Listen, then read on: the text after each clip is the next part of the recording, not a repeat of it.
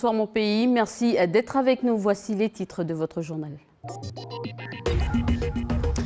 Homa s'éloigne du pays. La dépression se situe à 350 km à l'ouest-sud-ouest de Koumak. Inondations et routes barrées paralysent la circulation des automobilistes et aussi la prise en charge des malades. Vous découvrirez l'histoire ce soir d'un habitant de Wegwa. Pour assister à sa séance de dialyse, il a eu recours à un moyen de locomotion inhabituel. L'équipage du Race for Water a reçu les conseillers municipaux juniors aujourd'hui. Objectif sensibiliser ces futurs décideurs à lutter contre la pollution plastique. Un reportage dans quelques instants. Et enfin, lecture et silence sont les maîtres mots de la séance organisée aujourd'hui par la bibliothèque de Koné. Nous allons nous plonger dans la lecture silencieuse à la fin de cette édition. Homa s'est éloigné du pays, mais laisse derrière lui de nombreux dégâts matériels. Aujourd'hui, plusieurs routes ont été barrées par la montée des eaux. C'était le cas à Wegwa. Peu avant le col Birakem, la montée des eaux a contraint Yolande, ambulancière, à trouver une solution pour que son patient assiste à sa séance de dialyse. Le reportage de Natacha Ogi. Ce matin, mauvaise surprise pour Yolande, ambulancière, et Richard son patient. Peu avant le col Birakem, la route est inondée et non praticable même pour les pick-up.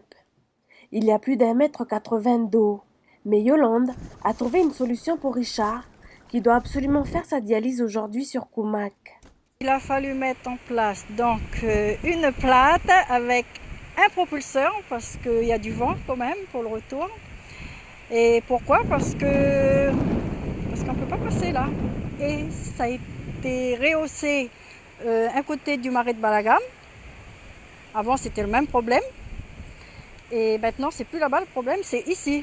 Une fois la plate arrivée, un dernier coup de fil et la traversée peut se faire. De l'autre côté, Richard sera attendu par Clément, un monsieur de la tribu de Manguine, qui le transportera jusqu'à Koumak. Clément, c'est Yolande. D'ici 10 minutes, là, on fait la traversée. Hein. Pas de soucis, bonne journée, au revoir. Oui, là, juste en bas du Birakem. Ok, ça marche. Tu vas aller pieds nus. Traverser, oui, tu seras mieux pieds nus. Un meilleur appui. Allez. Va doucement, va doucement. Voilà. C'est bon.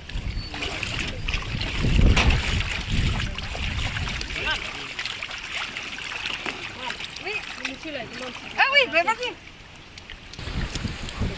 Voilà, encore à la dialyse. Une étape franchie et une épreuve surmontée pour le patient. Ben, c'est pas très bien pour lui, hein. On prend des risques quand même. Il est handicapé et tout. Et puis il faut qu'il fasse sa dialyse aujourd'hui, quoi. Parce que... Richard se rendra donc bien à Koumak, un soulagement pour Yolande. Et par précaution, il y passera la nuit. Tout comme Richard, plusieurs malades de Puebo et Wegwa devaient se rendre à Koumak pour des soins aujourd'hui. Plusieurs d'entre eux ont préféré faire demi-tour et retenter leur chance demain. Et justement, le niveau de l'eau n'a pas forcément baissé. Dans les autres communes, les routes sont aussi coupées. Seuls les 4x4 pouvaient circuler aujourd'hui, comme à Poya. Ce matin, comme vous pouvez le voir sur ces images, l'eau a stagné et pourrait monter à cause de la vigilance forte pluie. À Point-Bout, maintenant, également la route est noyée. Des voitures sont bloquées avant et après la zone inondable. Et enfin, la route est aussi bloquée à Koumak. Attention, donc si vous devez prendre la route. Homa s'éloigne du pays, comme je vous le disais précédemment. Le cyclone devenu dépression tropicale se déplace vers le sud-ouest.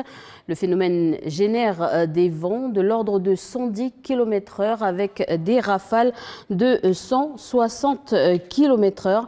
Mais regardez cette carte, le pays n'est pas sorti d'affaire car elle est en vigilance rouge, forte pluie sur une large moitié nord de la Grande Terre. Le reste est en vigilance orange et jaune, forte pluie. L'autre information importante, c'est le report de la rentrée des classes en province nord. Les écoles, lycées et collèges privés et publics reprendront le chemin de l'école lundi prochain dans toutes les communes de la province nord. En province sud, cette fois-ci, seules les écoles de Saramea et Bourail reprendront les cours lundi prochain. L'alerte 2 dans les 7 communes du Nord ce matin, celles-ci sont entrées en phase de sauvegarde. Une route barrée, inondation, vent fort. Oma a fait des dégâts considérables au pays. La sécurité civile a pu envoyer ses équipes sur le terrain pour une mission d'évaluation des dégâts et de reconnaissance des besoins. Écoutons Sergent Steve Courtois au micro de Prosper Poigou. Après prise de contact avec les pompiers de Tout et les pompiers d'Yingen, donc tout le plus gros du travail a été fait hier. Donc là aujourd'hui ils n'ont pas besoin de nous, c'est du petit travail de dégagement sur les axes secondaires des tribus. Et Gwen, habitant de Koné, nous raconte sa journée d'hier. Malgré les intempéries, elle était obligée d'aller travailler à ses risques et périls. On l'écoute. J'ai pris ma voiture, j'ai vu qu'il y avait un peu de vent, que ça soufflait et qu'il y avait un peu de pluie. Mais quand je regardais sur le bulletin météo, on était qu'en préalerte. C'était la pointe, l'extrême nord qui était en alerte 2. Et donc j'ai quand même pris ma voiture et je suis allée au travail. Et je suis passée au niveau des feux, où on prend l'intersection pour aller à Yoshida. Et la rivière, elle avait commencé à monter, mais un tout petit peu. Les voitures basses, les petites voitures, elles n'avaient aucun mal à passer, il n'y avait pas beaucoup de courant. Du coup, j'ai pu traverser. Et sur la route, j'ai senti qu'il y avait des grosses rafales, que la voiture déviait, mais je suis quand même allée jusqu'à mon lieu de travail. Quand je suis arrivée au travail, mes responsables, ils ont eu une réunion, ils ont décidé de privilégier la sécurité et nous ont demandé de rentrer à notre domicile. En rentrant... Il était quelle heure, pardon? Il était aux alentours de 9h. Aux alentours de 9h. Et quand je suis arrivée au même niveau, où il y avait les feux, au stade Yoshida, et ben là, le courant, l'eau, elle était montée et il y avait beaucoup de courant. On voyait les vagues et tout, ça faisait carrément un rebord. Et les voitures passaient, mais que les 4x4. Et j'ai vu qu'une voiture, le même modèle que la mienne, était passée en se mettant entre des 4x4. Je pense que c'était pour que ça coupe le courant et que ce soit plus facile de traverser. Du coup, je me suis mis dans une file et j'ai traversé quand même. En fait, pour moi, j'ai pris un gros risque en allant quand même au travail. Mais bon, je me suis fiée aux indications météorologiques aussi. Je pense que si on avait été en alerte 1, on n'aurait pas eu tous ces problèmes et il y aurait eu moins de circulation déjà d'une part, les gens n'auraient pas été bloqués et en restant chez eux, je trouve que c'était beaucoup plus prudent. Voilà des propos recueillis par Océane Zobler. L'inquiétude de Gwen est également partagée par de nombreux Calédoniens qu'une pétition a été lancée aujourd'hui sur le net pour sanctionner la sécurité civile. Une pétition qui compte aujourd'hui plus de 200 signataires. Voilà ce qu'on pouvait dire ce soir sur la dépression tropicale Oma. Le phénomène menace désormais l'Australie.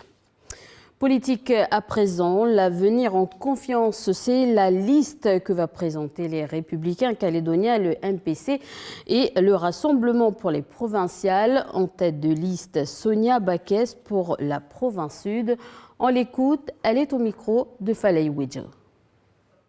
Nous, on n'a eu aucun mal à se retrouver sur les objectifs, sur les projets qu'on défend. On est d'accord sur le plan de l'avenir institutionnel, on est d'accord sur la sécurité, on est d'accord sur l'économie. Et finalement, cette union, elle est naturelle et elle correspond à ce que les gens nous ont dit après le référendum. Au Nord et aux îles, on a tendu la main à Calédonie ensemble. Pour l'instant, ils n'ont pas répondu à cette main tendue.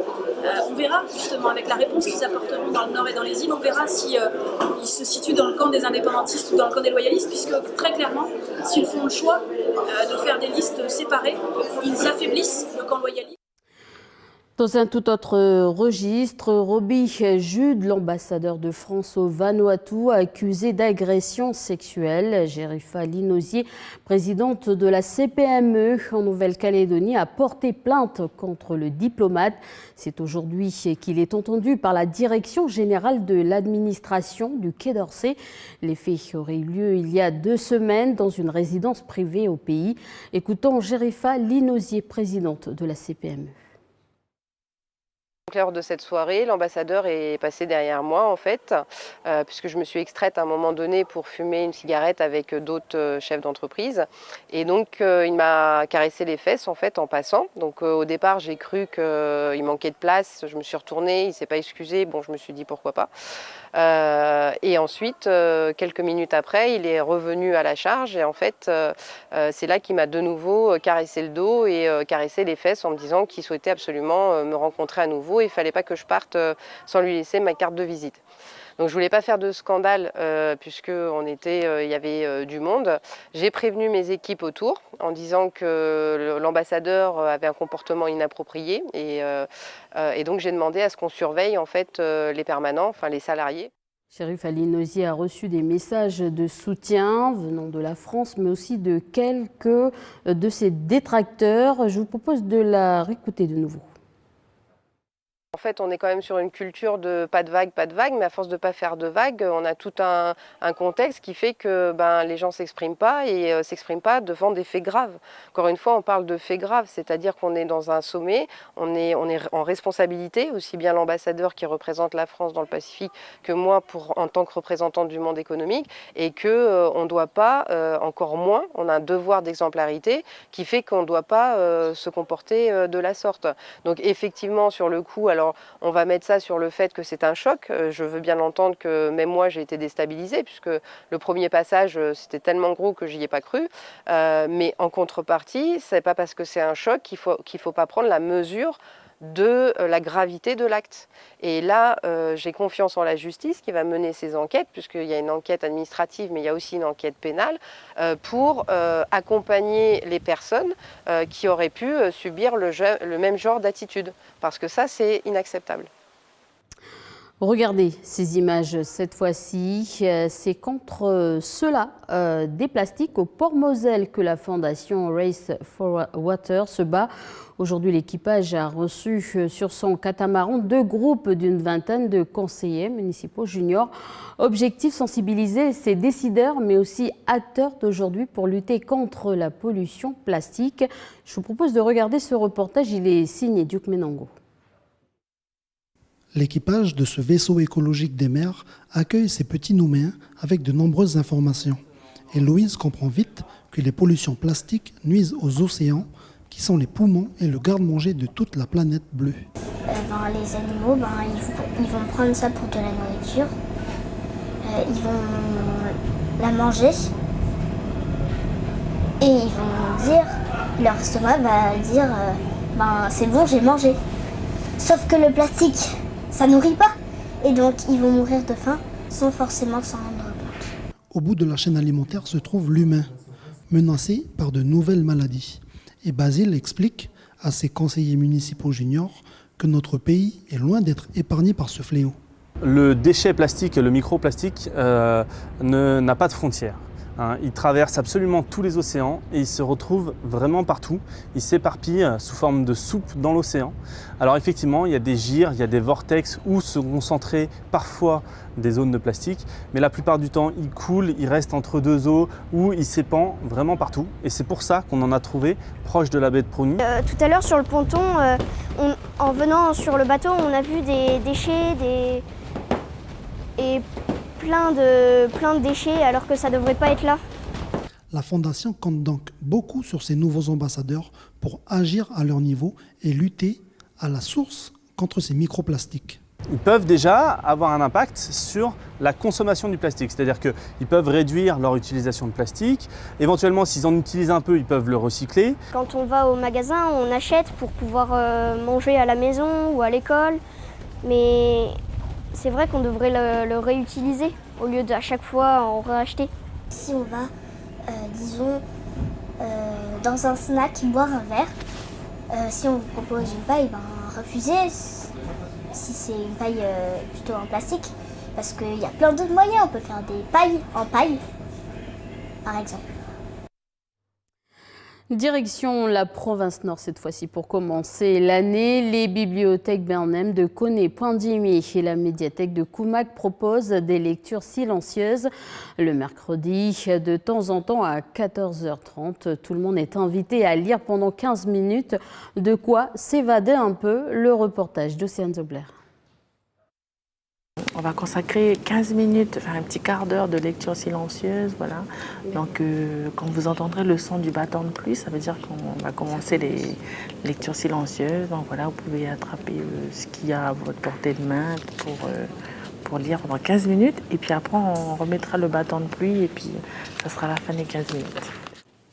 Mesdames et messieurs, le quart d'heure de lecture silencieuse, s'il vous plaît.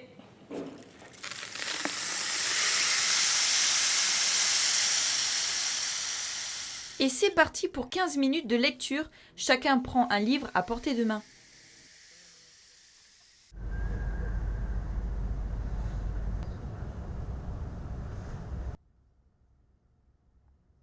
Tout le monde est concentré. 15 minutes plus tard, on a pris goût au livre. J'aime beaucoup ce principe, ouais, de forcer entre guillemets les gens à lire. Ouais, c'est bien de faire une petite pause de lecture, une petite évasion. C'est très plaisant. Et alors, qu'est-ce que vous avez choisi, vous? Moi, j'avais un livre sur la slow cosmétique, cosmétique naturelle. C'est bien, parce que comment tu te détaches un peu des écrans, tu peux lire. Ouais. Et quoi? Il n'y a pas de bruit. Vous appréciez aussi qu'il n'y ait pas de bruit? Ouais, moi j'aime bien le silence. Donc vous reviendrez? Ouais, moi je peux revenir. En plus, j'adore lire. Et puis j'ai commencé à lire la préface, machin, tout ça. Et puis après, il a fallu remettre le bâton de plus. Ça, c'était la fin du quart d'heure. J'étais là, mais il est bien fait ce livre, en fait. Ouais. Et du coup, je vais l'emprunter, en fait.